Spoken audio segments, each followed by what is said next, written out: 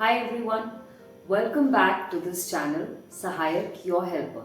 I'm Nayantara, a counselor and psychologist, and we are here to help you get to know yourself better. I want to take a moment to thank everybody who has subscribed to our channel and who has been watching these videos.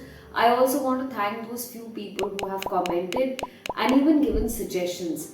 In fact आज का episode जो है उन्हीं suggestions में से लिया गया है. Our topic for today is daydreams, dreams and desires. What really goes on in our minds? Have you ever caught yourself just sitting, staring out of the window, imagining what is my future going to look like? What am I going to do? What kind of a house will I have? Well, that's daydreaming and all of us do it. हम सब बैठ के imagine करते हैं कि हमारा future कैसा होगा, हम क्या करेंगे. That is common to everybody and it's quite normal. The second aspect is dreams, which all of us have at night when we are sleeping. When we get up in the morning, sometimes we forget our dreams, sometimes we remember certain parts of it, sometimes we get scared because of it and wake up in the middle of the night, what we call nightmares. And sometimes it becomes confusing because there are a lot of things happening. The third thing is our desires, or in common terms we may see I dream of becoming a doctor or a lawyer, or I dream what my life will be, and that talks more about our desires or our aspirations for life. In psychology, all these three concepts are looked at little differently, and today I'm going to help you look into each one of these and how it impacts our life. Let's talk about daydreaming, the wandering mind. All of us have done it, and I remember doing this a lot in school, especially in those classes जहाँ कुछ समझ नहीं आ रहा होता था, teacher की तरफ देख रहे हैं, नोट कर रहे हैं, पर दिमाग बिल्कुल कहीं और है. Daydreaming happens when our mind drifts away from the present moment. You are awake, your eyes are open, but your attention is elsewhere, like your class. Psychologists call this the default mode of the brain, which is the state of your mind the state your mind slips into when it is not focused on any external task. For example, you are sitting in class, you are looking at your teacher, but you are not engaged with what the teacher is saying. तो आपका दिमाग जो है वो कहीं और drift हो जाता है. It's a common thing that happens and it's a default mode of the brain. If you can't understand this, what is happening right now, your mind goes elsewhere. Daydreaming is healthy and normal in certain limits. It is not a problem. In fact, it's useful. How? Daydreaming helps us in a few things. It helps us reflect on our past, imagine future possibilities. It helps us rehearse conversations or practice things that we need to do. Like sometimes you have to tell your friends something and you want to rehearse that conversation. Daydreaming helps you to do that. It also helps us process emotions quietly and allows for creativity. So having this ability to daydream is a benefit for humans. It is really good for us. However, in a limited quantity. What do you mean by that? Too much of daydreaming is not helpful. Let's find out why. Now, some bit of daydreaming is helpful for us. It is constructive. In fact, it's the way our brain practices life. But daydreaming can also become a habit or an escape mechanism. What is an escape mechanism? Basically, जब आपको कुछ करना चाहिए पर आप वो नहीं कर रहे हो, आप वहाँ से escape कर रहे हो, और it becomes a hiding place. Instead of helping us think what we should do or how we should go about it, daydreaming becomes a way of avoiding what we need to do. So signs of escape-based daydreaming is you drift off whenever something feels too hard or becomes uncomfortable. या आप जब एक future imagine कर रहे हो, एक perfect future imagine कर रहे हो, पर आप उसकी तरफ उसको बनाने के लिए कुछ नहीं कर रहे हो. So you're just imagining this perfect future, but you're not working towards it. The third is when you mentally check out of responsibilities, decisions or relationships, even conversations. I don't know if you've experienced this, but sometimes when conversations get too heated up or very uncomfortable, mentally some people switch off. That becomes an escape for your mind to, instead of engaging with the conflict, you are switching off from that, escaping from that. And the fourth is that you feel temporarily better by daydreaming, but you are stuck afterwards because instead of the time that you were supposed to study or work or do that tough thing, you avoided it, but afterwards you're still stuck because there is no solution out of it. So, psychologically, excessive daydreaming becomes a coping strategy. It is not a solution. When I was in school, I remember I used to find science subjects very tough. Physics, chemistry, biology पढ़ते पढ़ते मेरी band बज जाती थी. Very often I'd have the book open in front of me, पर मेरा दिमाग बिल्कुल कहीं और होता था. It was a coping strategy, but it never helped me perform better in the exam. So often, excessive daydreaming, especially at a time when you're supposed to be doing something challenging or hard, becomes an escape strategy, not a solution. The mind escapes because the reality is too overwhelming, but the cost of life remains unchanged. So, in my example, the book knowledge of or the concepts in science were too complex or too tough for me, too overwhelming for me to understand. But just because I was daydreaming, मेरी reality नहीं बदली. वो subject उतना ही hard था, मुझे उतना ही learn करना पड़ा to pass the exam. So healthy daydreaming and escape daydreaming, the difference is this. Healthy daydreaming helps you return to life with greater clarity. You have a problem and you daydream about it. You think about it, what should I say to her, how should I approach this issue, what is this conversation, मुझे क्या बोलना चाहिए, क्या नहीं बोलना चाहिए. But when you come back out of that session of daydreaming, you should have clarity on what you need to do for that problem. If you are escape daydreaming, invariably you will come back but without any resolution. You are imagining living a better life, but you're not doing anything towards it. That's escape daydreaming. If you are someone who struggles with escape daydreaming and are struggling in moving on from that or figuring out how to get over it, please drop a comment in the link below or you can directly message us and we will get in touch with you and help you with more. Now let's get to the second part of this video where we talk about dreams. All of us have dreams when we are sleeping. हम जब उठते हैं कईयों को याद रह जाता है, कभी हमें नहीं याद रहता है और कुछ लोगों को अपने ड्रीम ज़्यादा अच्छी तरह याद रहते हैं और कईयों को नहीं रहते. But in psychology, there is a very significant meaning about dreams.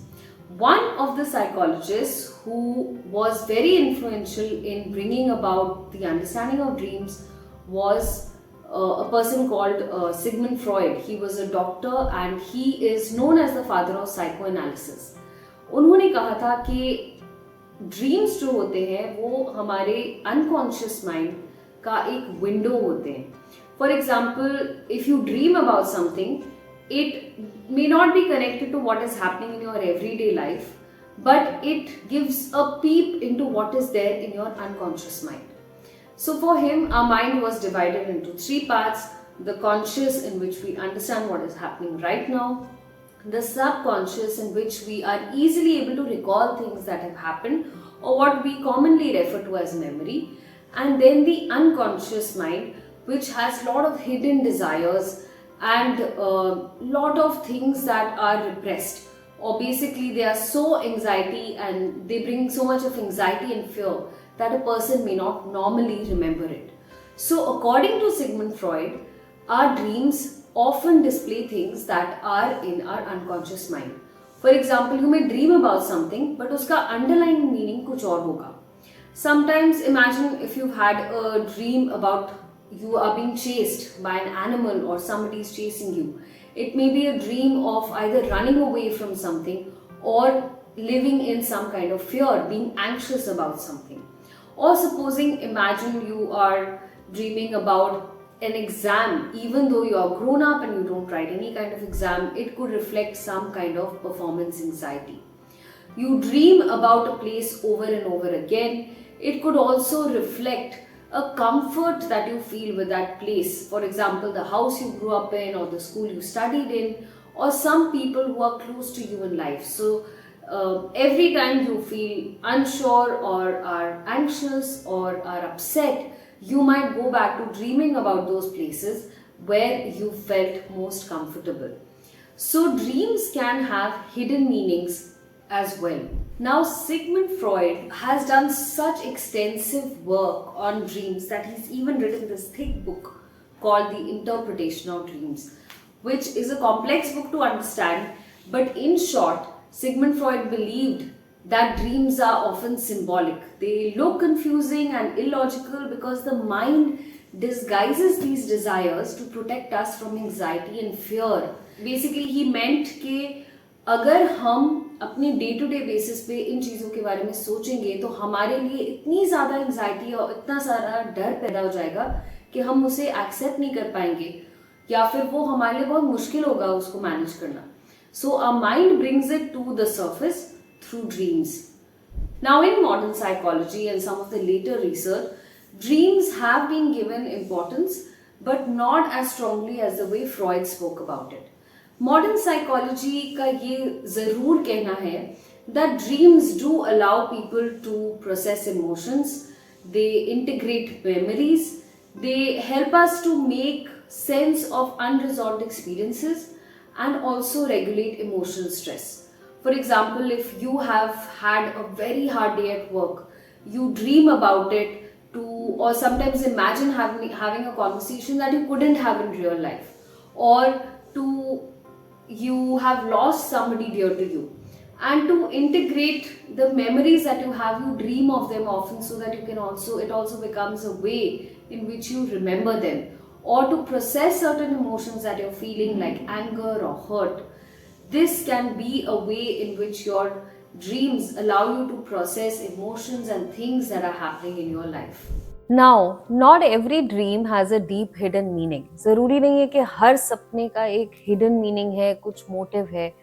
But very often dreams that are repetitive या जो emotionally बहुत intense हैं, उसमें कुछ unresolved reflect हो जाता है. So dreams are not predictions, but they are definitely tools to help us reflect and give us a window into some unresolved issues that could be there. Sometimes psychologists or counselors, while counseling, may look at some of your dreams or ask you to talk about some of your dreams to help get an insight into that. So they don't become predictors of the future, but they often reveal what does need attention. The third part of our talk today is on dreams, that is aspirations, our desires. Dreams that this is what I want to be. I dream of having a house. I dream of becoming this. I dream of traveling around the world. I dream of having the best skill in learning how to play a piano. And all these dreams are what we call aspirational dreams. Aspirational dreams are psychologically connected to our values, our identities, the meaning that we give to life, the hope that we have, and the motivation that we experience for the future. These dreams answer questions like, what kind of life is worth living for? Or what do I want to do? What do I want to be? What do I want to be known as or remembered for? Unlike dreams when we are sleeping, these are not unconscious. They are conscious. We are aware of what we are thinking. They are desires that are there in our minds, in our hearts, and we speak about them very often. They are not like daydreams. So aspirational dreams are goal directed. They are direction oriented. We work towards them. In our dreams or our desires, there are two types. One is fantasy, one is an aspirational dream. A dream is an aspiration or a psychological healthy dream looks like this.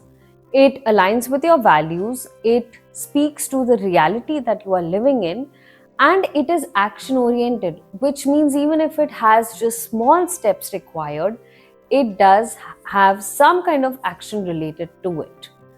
Dreams are fantasy when they are not connected to our reality at all. They are vague and idealized, and we do not do anything about it.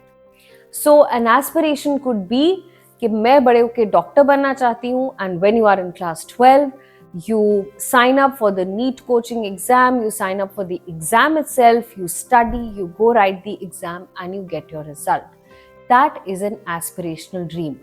A fantasy dream could be, one day I'd love to have a house by the sea, but I don't do anything about it. सो वो हमेशा एक ख्याल बन के या एक इच्छा बन के रह जाएगा, क्योंकि मैंने उसके बारे में कभी कुछ नहीं किया है. If I want to have a house by the sea, in reality, that aspiration would mean that I have to start saving money for it. I'm going to have to contact people who live in those areas or find out more about what those properties would cost like and how do I go about buying a house. Till I don't do anything in that direction, it will just be a fantasy. Now, there is no harm in having a fantasy, but aspirational dreams should invite responsibilities. You should know what are things that are things you really want to do in life and things which you'd love to have, but you don't care so much about doing anything about it, like a fantasy. But aspirational dreams make you want to do something, you'll have to put an action towards it, and it will invite responsibility that you will have to take up. Let's recap on what we have gone through today. We've spoken about daydreaming, which is our mind that is wandering, but it is helpful and healthy. It can be solution oriented, solve problems that we actually have, but it's harmful when it becomes an escape. अगर आप अपना सारा काम छोड़ के day dreaming करने लग जाओगे, आपकी बिल्कुल हेल्प नहीं होगी. The second are dreams that we have at night. Good dreams, bad dreams, fearful dreams, they all reveal things that are happening in our mind, which talk about our emotions, experiences, fears, anxieties, desires, all of that.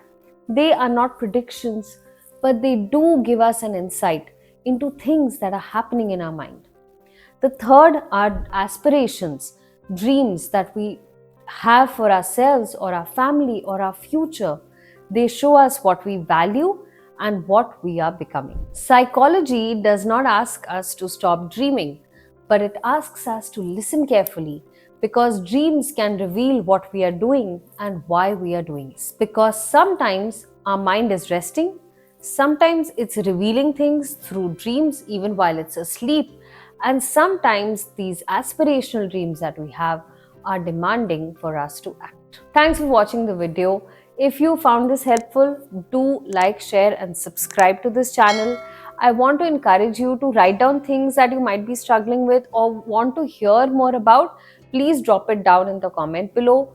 आज की video भी एक ऐसी ही comment से निकल कर आई है, and I'm really excited about doing this topic today, because it helps me understand things that you want to know more about, and I'd love to speak directly into things that you are struggling with. Thanks for watching.